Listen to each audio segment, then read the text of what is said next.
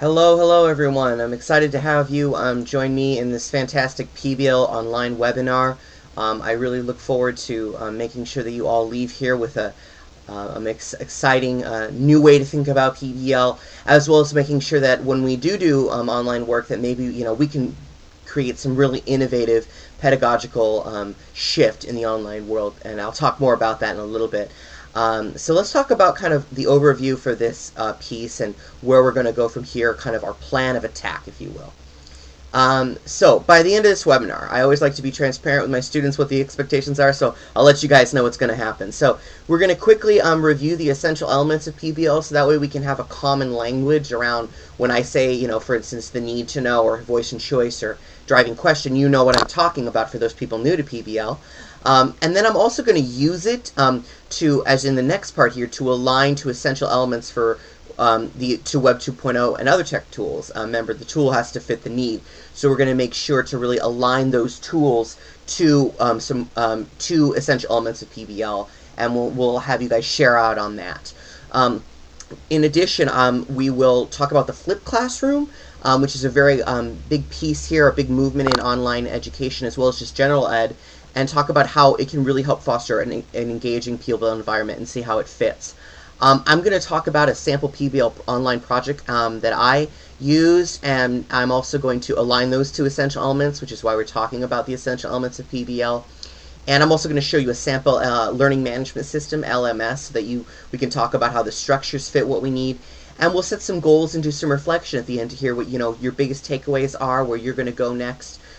With this, I'm excited to see what you guys get out of it. And again, I like to say that the wisdom is in the room. You're all very smart people, so I like to learn from all of you. Before we go to the essential elements, I want to talk briefly about who I am. Hello, my name is Andrew Miller. I'm excited to be here with you. I am a national faculty member of BIE, and I go around the country and internationally. I was recently in the Dominican Republic, very exciting to do some work on PBL as well as other aspects of PBL and follow-up coaching. In addition, I used to teach in the brick-and-mortar classroom and in a STEM school and PBL school, and then I moved from there and I started doing online teaching half the time.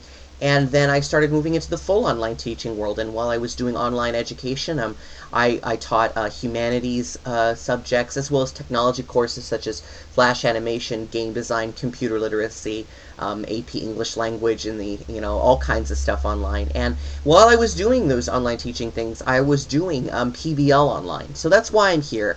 I am a practitioner of PBL, and I'm a practitioner of PBL in the online environment. So I hope to share my expertise with you.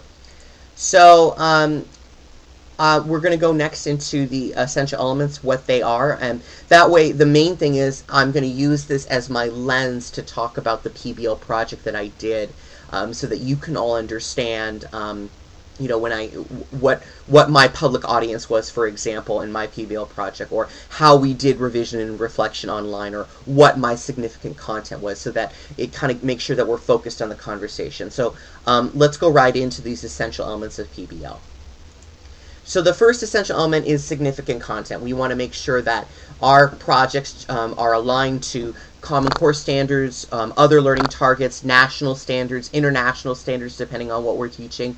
And when I do my projects, I always make sure they're aligned to those things. And we want to make sure that students walk away with the knowledge and skills they need to do to perform well on our assessments, whether those are national assessments, school-based, course-based, whatever they are.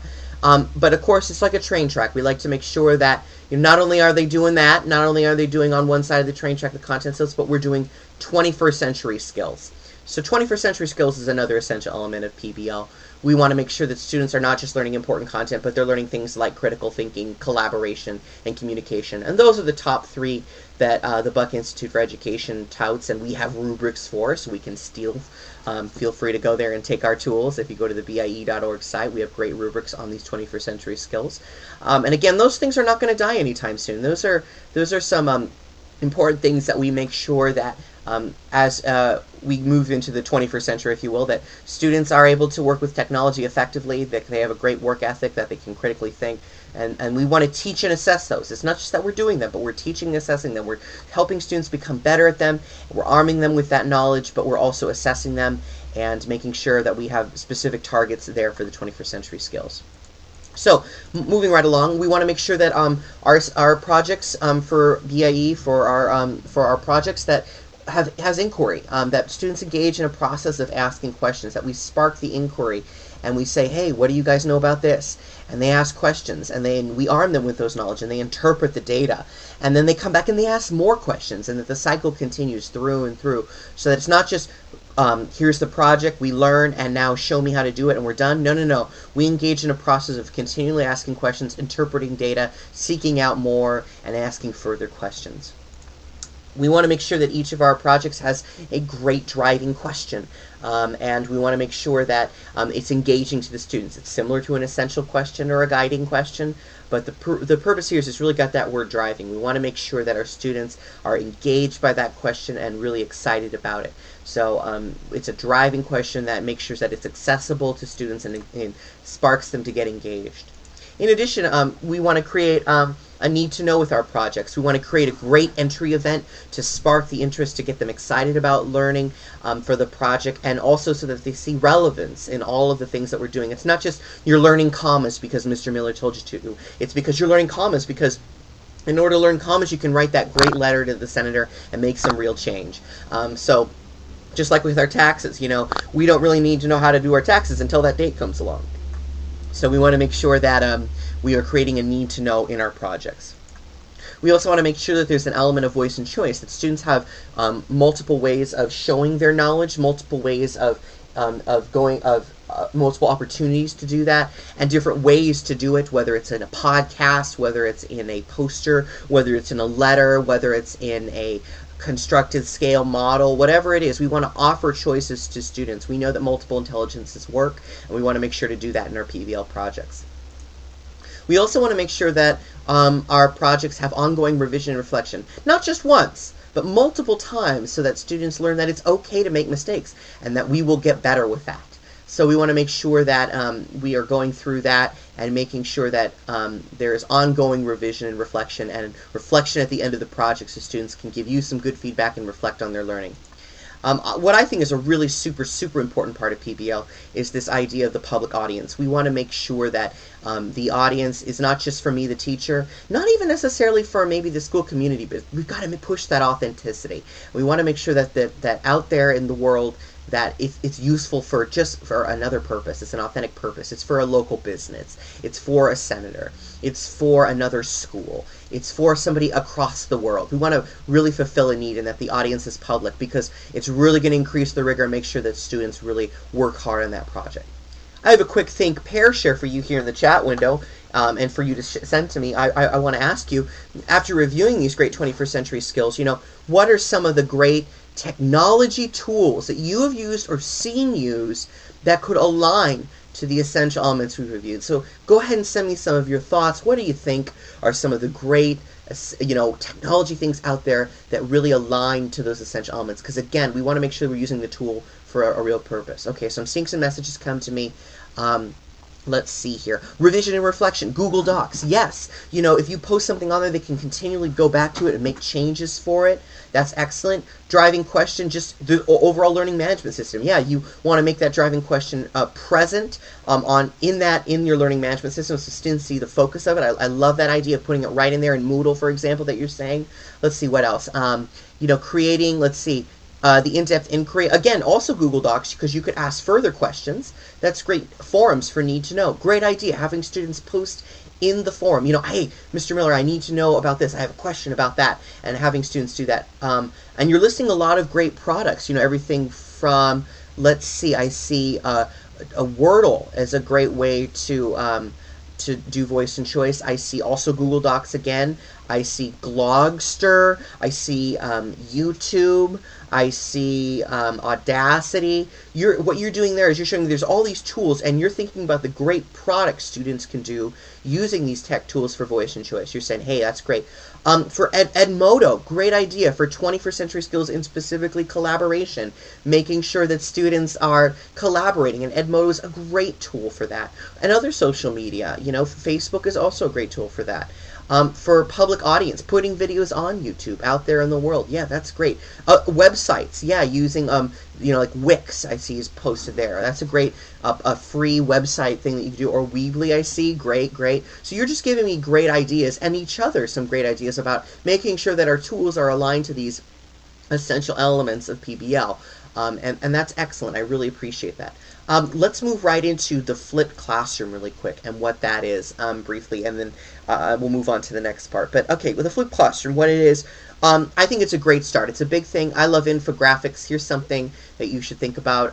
So for the flipped classroom, basically you invert the traditional teaching method, where the instruction, the instruction is delivered outside, online, and you move the homework in parentheses into the classroom. So instead of the sage on the stage where there's a lecture today, we move it to the guide on the side where we move the activity into the classroom. Okay, instead of doing those ongoing lectures, okay? And this is a great thing for PBL. We know that in PBL, yeah, we definitely do lectures, but a lot of it is really that PBL. So I would say instead of just, I would move the lecture at home and move the PBL in classroom today. And I've seen this work for some great blended learning models.